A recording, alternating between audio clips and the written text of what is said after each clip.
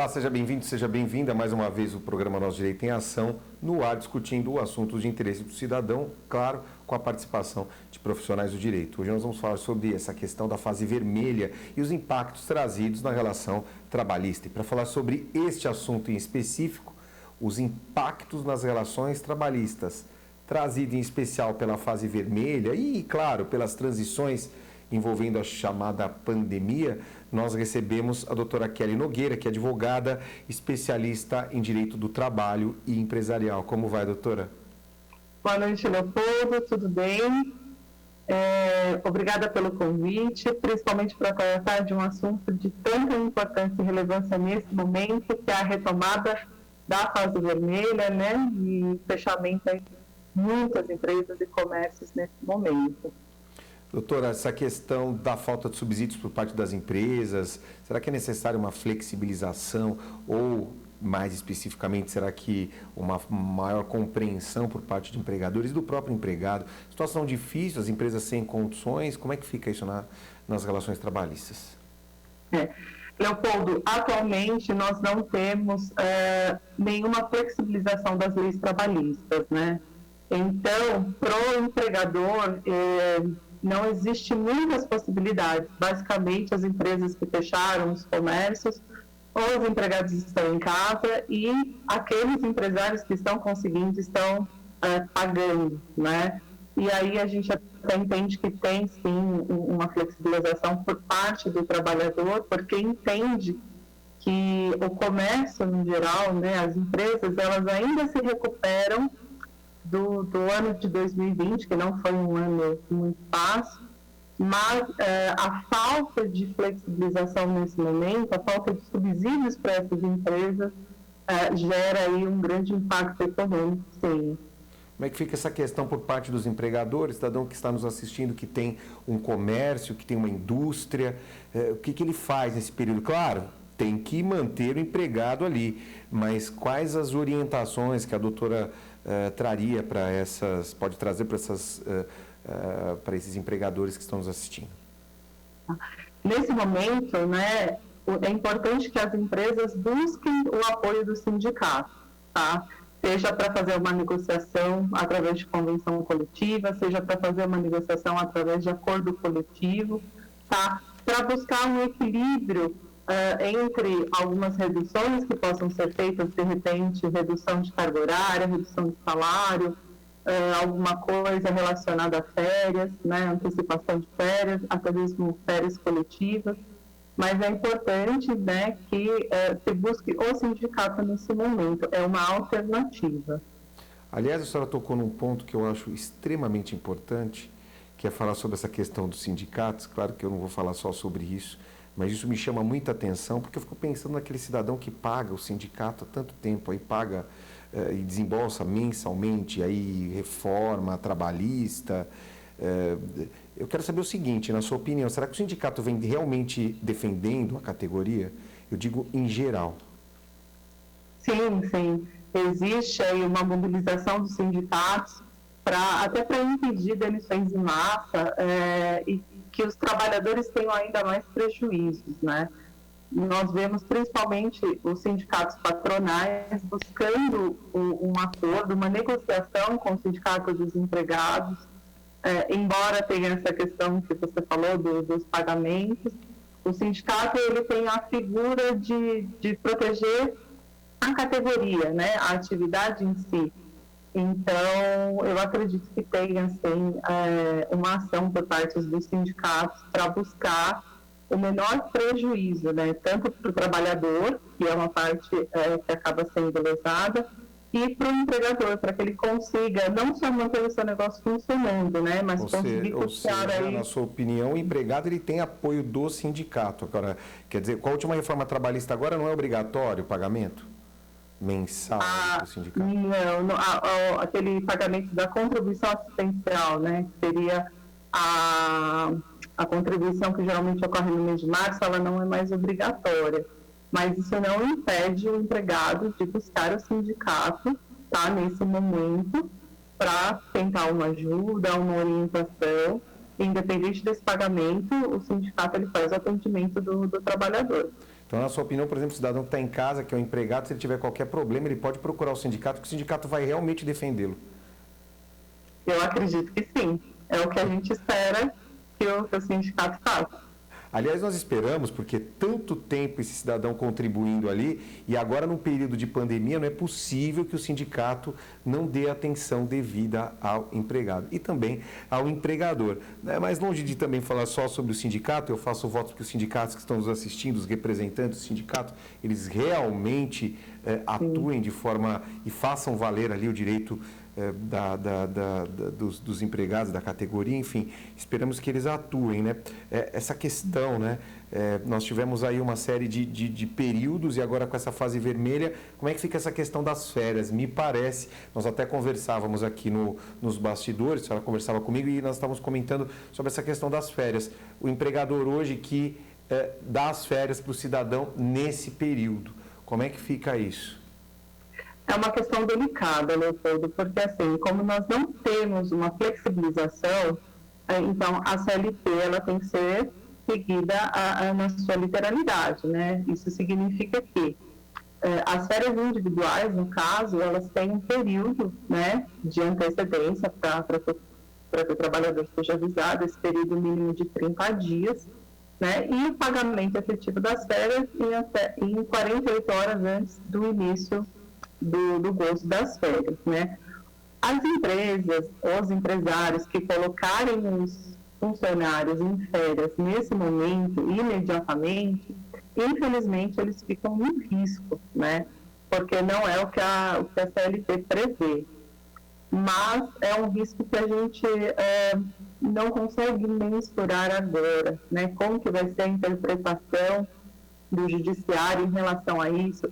Eles vão entender que foi um caráter assim, excepcional, não tinha o que fazer, ou colocava o funcionário de férias, ou a empresa teria um prejuízo maior, porque realmente é um cenário jamais vivido, né? Então, tem muita coisa que a gente vai precisar que tenha decisões nesse sentido, que subam para o tribunal, para que se crie jurisprudência sobre o tema, porque infelizmente vai ser interpretativo, né? A gente não tem como... Fico pensando, por exemplo, uma empresa aqui próximo do nosso estúdio, eles além de oferecerem a oportunidade do emprego ali, eles trazem muitas vezes o cidadão que mora numa outra cidade e ele tem ali até o local para ficar hospedado, próximo, claro, né? Mas aí tem a hospedagem e tudo isso, quer dizer, eu fico imaginando, você tem 200 funcionários, o impacto que isso traz para a empresa, quer dizer, aí sai passando... sair concedendo férias aí para os empregados como uma forma de minimizar esse impacto. Então, na verdade, isso não é correto. Da forma como está hoje, tem-se o risco, né? A gente alerta as empresas e os empreendedores que o risco existe. Mesmo tudo estando fechado, né, não tem muito o que fazer. Na sua opinião, por exemplo, há alguma atenção por parte dos empregados nesse período? O cidadão que está em home office hoje, quer dizer, ou sistema híbrido, porque também existe. Como fica essa questão?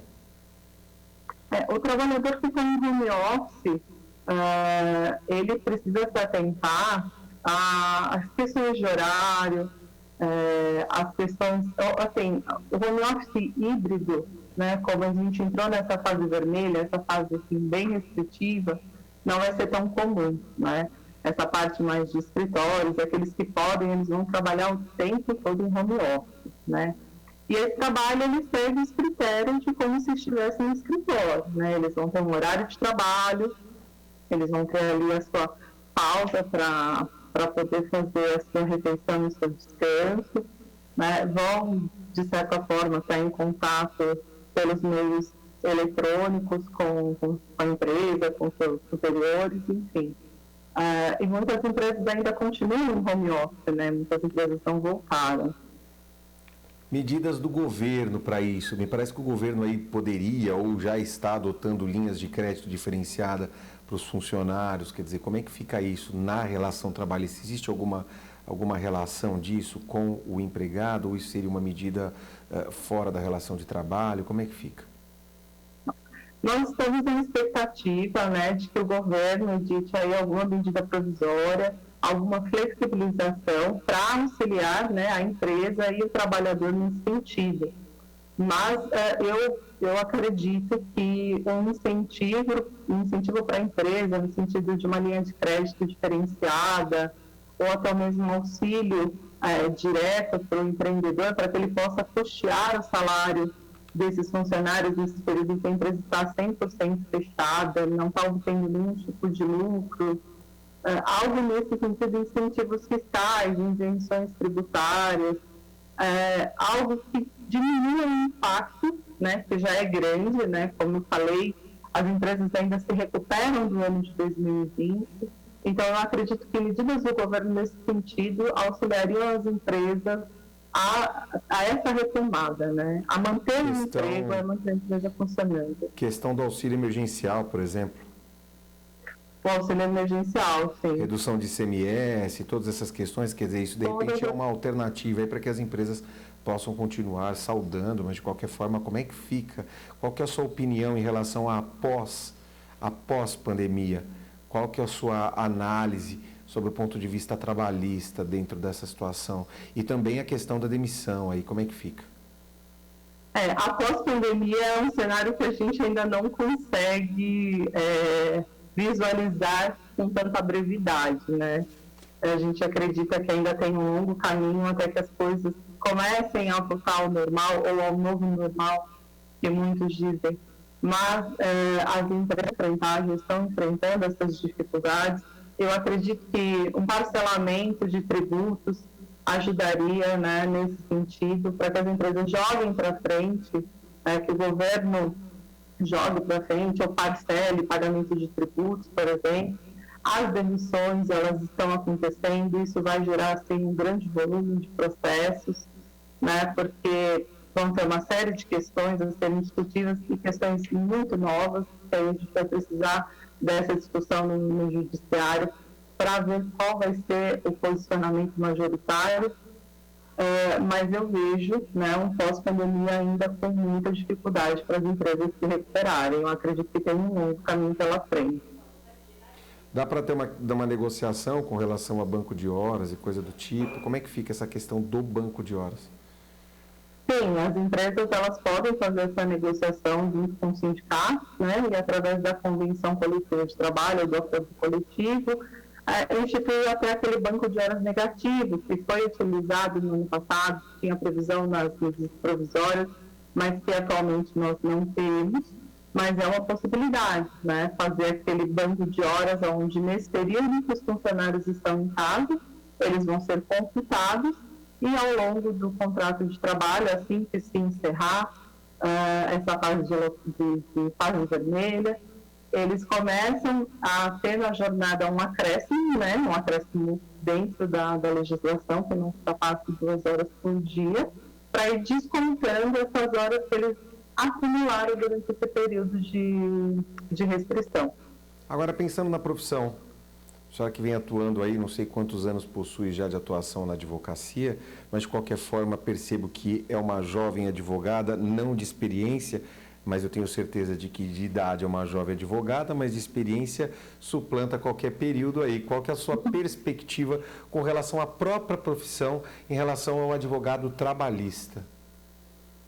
Olha, Leopoldo, o advogado trabalhista, atualmente, ele tem, assim, ele tem estudado muito, né, porque muitas coisas mudaram, principalmente no ano passado, nós tivemos diversas mudanças em relação às MPs, a como as empresas se adaptaram a isso, a como os trabalhadores se adaptaram a isso, né, e atualmente a gente busca, né, junto com, no meu caso, junto com as empresas, essa negociação, para que a empresa ela consiga ter uma saúde financeira, né, ela se manter aberta, custeando pagamentos dos salários, dos benefícios, para que não tenha de repente, uma demissão em massa ou mais desligamento. Mas hoje o papel do advogado trabalhista junto ao trabalhador e junto à empresa é importante nessa questão da orientação, das análises de risco, né, como eu falei, essa questão das férias, para que as empresas até se programem, né? Olha, nesse sentido tem risco, então a gente vai se programar para esse risco, e buscar sempre a melhor alternativa, que é a saúde financeira da empresa. Nesse momento, infelizmente, a gente tem que pensar nisso, mas que também não prejudique o trabalhador, né?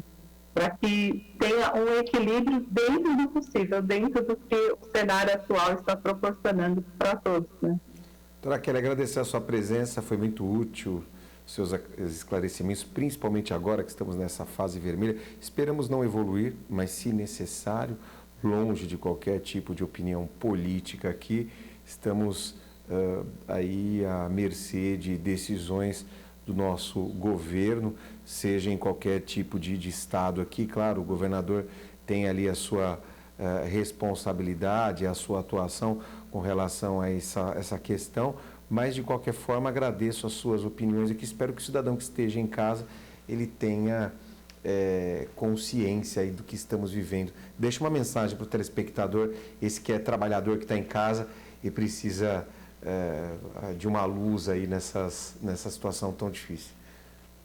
Eu agradeço o convite mais uma vez, né, em poder participar de alguma forma, poder trazer um pouco mais de clareza, de informação, né, para as pessoas, para os trabalhadores.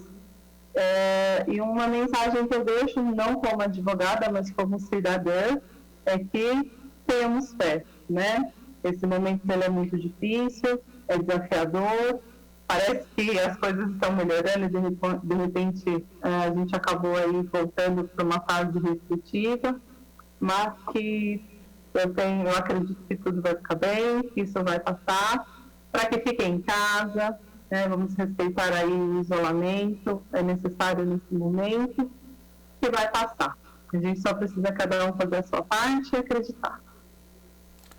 O programa Nosso Direito em Ação vai ficando por aqui. Ficamos então nessa fase vermelha, mas que essa fase vermelha seja motivo de atenção, de reflexão e muito mais do que isso. Vermelho como força para atravessar todos esses obstáculos e de atenção, né? A cor vermelha já é uma cor de atenção. Trazendo isso para a questão trabalhista, vamos ficar atentos aos nossos direitos e vamos exigir sempre os nossos direitos como cidadão, como trabalhador. Meu desejo é que tenhamos força e que possamos atravessar juntos. E a sua participação no programa é sempre muito importante. Acompanhe o programa Nosso Direito em Ação. Nós voltamos na próxima semana. Até lá.